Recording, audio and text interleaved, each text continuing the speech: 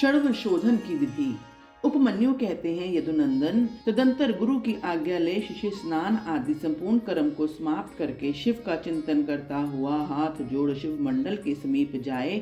इसके बाद पूजा के सिवा पहले दिन का शेष सारा कृत्य नेत्र बंधन पर्यंत कर लेने के अनंतर गुरु उस मंडल का दर्शन कराएं। आंख में पट्टी बंधे रहने पर शिष्य कुछ फूल बिखेरे, जहाँ भी फूल गिरे वहीं उसको उपदेश दें। फिर पूर्वत उसे निर्माल्य मंडल में ले जाकर ईशान देव की पूजा कराएं और शिव अग्नि में हवन करें। यदि शिष्य ने दुस्वप्न देखा हो तो उसके दोष की शांति के लिए 100 या 50 बार मूल मंत्र से अग्नि में आहुति दें। तदंतर शिखा में बंधे हुए सूत को पूर्वत लटकाकर आधार शक्ति की पूजा से लेकर निर्वृति कला संबंधी वागेश्वरी पूजन पर्यंत सब कार्य होम पूर्वक करें। इसके बाद निर्वृति कला में व्यापक सती वागीश्वरी को प्रणाम करके मंडल में महादेव जी के पूजन पूर्वक 3 आहुतियां दें। शिष्य को एक ही समय संपूर्ण योनियों में प्राप्त कराने की भावना करें। फिर शिष्य के सूत्रमय शरीर में ताड़न प्रोक्षण आदि करके उसके आत्म चैतन्य को लेकर द्वादश शांत में निवेदन करें। फिर वहां से भी उसे लेकर आचार्य मूल मंत्र से शास्त्रों तक मुद्रा द्वारा मानसिक भावना से एक ही साथ संपूर्ण योनियों में संयुक्त करें। देवताओं की 8 जातियां हैं, तिर्यक योनियों की 5 और मनुष्यों की 1 जाति। इस प्रकार कुल 14 योनियां हैं। उन सबसे शिष्य को एक साथ प्रवेश कराने के लिए गुरु मन ही मन भावना द्वारा शिष्य की आत्मा की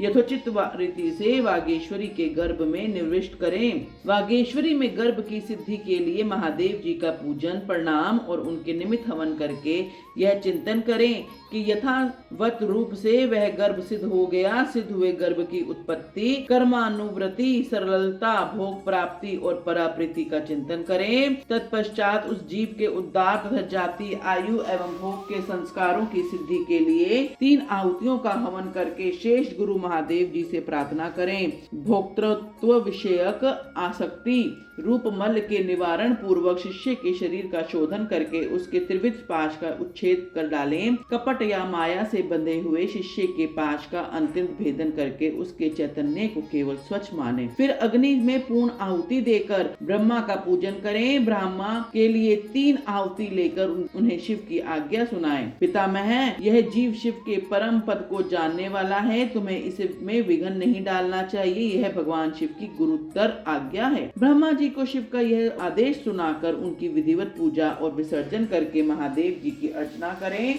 उनके लिए 3 आहुतियां दें। तत्पश्चात निर्वृति द्वारा शुद्ध हुए शिष्य के आत्मा का पूर्वत उद्धार करके अपनी आत्मा एवं सूत्र में स्थापित कर वागीश का पूजन करें। उनके लिए 3 आहुति दें और प्रणाम करके विसर्जन कर दें। तत्पश्चात निर्वृत पुरुष प्रतिष्ठा कला में साथ सानिध्य स्थापित करे। उस समय एक बार पूजा करके 3 आहुतियां दें और शिष्य के आत्मा के प्रतिष्ठित कला में प्रवेश की भावना करें। इसके बाद प्रतिष्ठा का आवाहन करके पूर्वक संपूर्ण कार्य संपन्न करने के पश्चात उसमें व्यापक वागेश्वरी देवी का ध्यान करें। उनकी कांति पूर्ण चंद्रमंडल के समान है। ध्यान के तत्पश्चात शेष कार्य पूर्वक करें। तदंतर भगवान विष्णु को परमात्मा शिव की आज्ञा सुनाएं। फिर उनकी भी विसर्जन आदि शेष कृत्य पूर्ण करके प्रतिष्ठा का विद्या से संयोग करें। उसमें भी पूर्वक सब कार्य करें। साथ ही उसमें व्याप्त वागेश्वरी देवी का चिंतन, पूजन तथा प्रवलित अग्नि में पूर्ण होमांत सब कर्म क्रमशः संपन्न करके पूर्वत नील रुद्र का आवाहन एवं पूजन आदि करें। फिर पूर्वोक्त रीति से उन्हें भी शिव की आज्ञा सुना दें। तदंतर उनका भी विसर्जन करके शिष्य की दोष शांति के लिए विद्या कला को लेकर उसकी व्याप्ति का अवलोकन करें और उसमें व्यापिका वागेश्वरी देवी का पूर्वत ध्यान करें। उनकी आकृति प्राप्ति काल के सूर्य की भांति अरुण रंग की है और वे 10 दिशाओं को उदासित कर रही है। इस प्रकार ध्यान करके शेष कार्य पूर्वत करें। फिर महेश्वर देव का आवाहन, पूजन और उनके उद्देश्य से हवन करके उन्हें मन ही मन शिव की पूर्वोक्त आज्ञा सुनाएं। तत्पश्चात महेश्वर का विसर्जन करके अन्य शांति कला को शांतियता कला तक पहुँचा बिठाकर उसकी व्यापकता का अवलोकन करें। उसके स्वरूप में व्यापक वागेश्वरी देवी का चिंतन करें। उनका स्वरूप आकाश मंडल के समान व्यापक है।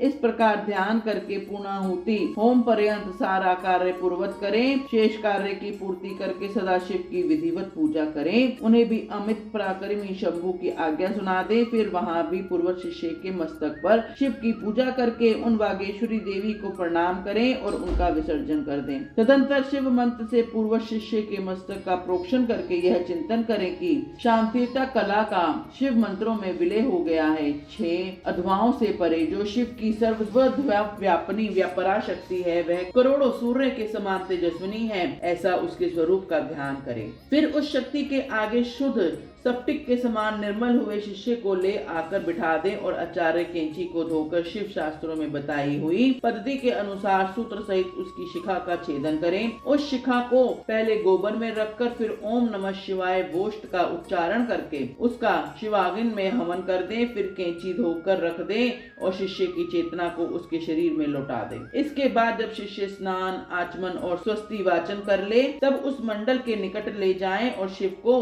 दंडवत प्रणाम करके क्रियालोप जनित दोष की शुद्धि के लिए यथाचित रीति से पूजा करें। तदंतर वाचक मंत्र का धीरे धीरे उच्चारण करके अग्नि में 3 आहुतियां दें। फिर मंत्र विकल्प जनित दोष की शुद्धि के लिए देवेश्वर शिव का पूजन करके मंत्र का मानसिक उच्चारण करते हुए अग्नि में 3 आहुतियां दें। वहां मंडल में विराजमान अम्बा पार्वती सहित शंभु की समाराधना करके 3 आहुतियों का हवन करने के पश्चात गुरु हाथ जोड़कर इस प्रकार प्रार्थना करें, भगवान आपकी कृपा से इस शिष्य की षड्व शुद्धि की गई है, अतः अब आप इसे अपनी अविनाशी परम धाम में पहुंचाइए।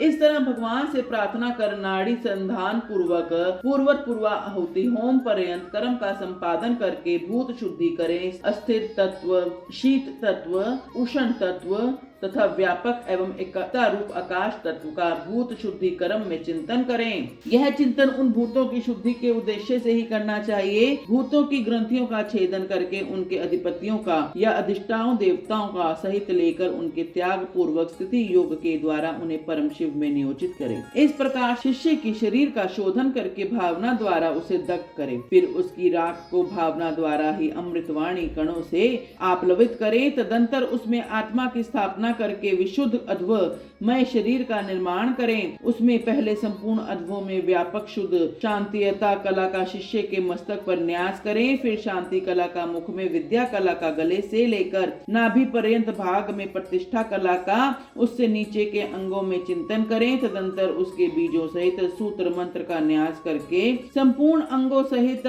शिष्य को शिष्य स्वरूप समझे। फिर उसके हृदय में महादेव जी का आवाहन करके पूजन करें। गुरु को चाहिए कि शिष्य में भगवान शिव के स्वरूप की नित्य उपस्थिति मानकर शिव के तेज रूप से तेजस्वी हुए उस शिष्य के अणिमा आदि गुणों का भी चिंतन करें। फिर भगवान शिव से आप प्रसन्न हो ऐसा कहकर अग्नि में 3 आहुतियां दें। इस प्रकार पुनः शिष्य के लिए निम्नांकित गुणों का ही उत्पादन करें। सर्वज्ञता, तृप्ति आदि अंत रहित बोध, अलुप्त शक्तिमता, स्वतंत्र और अनंत शक्ति, इस गुणों की भावना करें। इसके बाद महादेव जी से आज्ञा लेकर उन देवेश्वर का मन ही मन चिंतन करते हुए सगोजात आदि कलशों द्वारा क्रमशः शिष्य का अभिषेक करें। तदंतर शिष्य को अपने पास बिठाकर पूर्वत शिव की अर्चना करके उनकी आज्ञा लें। उस शिष्य को शैवी विद्या का उपदेश करें। उस शैवी विद्या के आदि में ओंकार हो, वह उस ओंकार से ही संपुटित हो और उसके अंत में नमः लगा हुआ वह विद्या शिव और शक्ति दोनों से संयुक्त हो।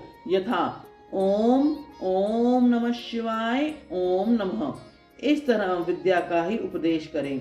यथा ओम ओम नमः शिवाय ओम नमः। इन विद्याओं के साथ ऋषि, छंद, देवता, शिव और शिव की शिव रूपता, आवरण, पूजा, शिव संबंधी आसनों का भी उपदेश दें। तत्पश्चात देवेश्वर शिव का पुनः पूजन करके कहें, भगवान मैंने जो कुछ किया है वह सब आपको सुकृत रूप कर दे। इस तरह भगवान शिव से निवेदन करना चाहिए। तदंतर शिष्य सहित गुरु पृथ्वी पर दंड की भांति गिराकर महादेव जी को प्रणाम करें। प्रणाम के अनंत में उस मंडल से और अग्नि से भी उनका विसर्जन कर दें। इसके बाद समस्त पूजनीय सदस्यों का क्रमशः पूजन करना चाहिए। सदस्यों और ऋषियों की अपने विभव के अनुसार सेवा करनी चाहिए। साधक यदि अपना कल्याण चाहे तो धन खर्च करने में कंजूसी ना करें। बोलो हर हर महादेव। ओम नमो शिवाय। बोलो हरि ओम नमो शिवाय। शिव दर्शन को आए, बोलो हरि ओम नमो शिवाय। ओम नमो शिवाय, बोलो हरि ओम नमो शिवाय।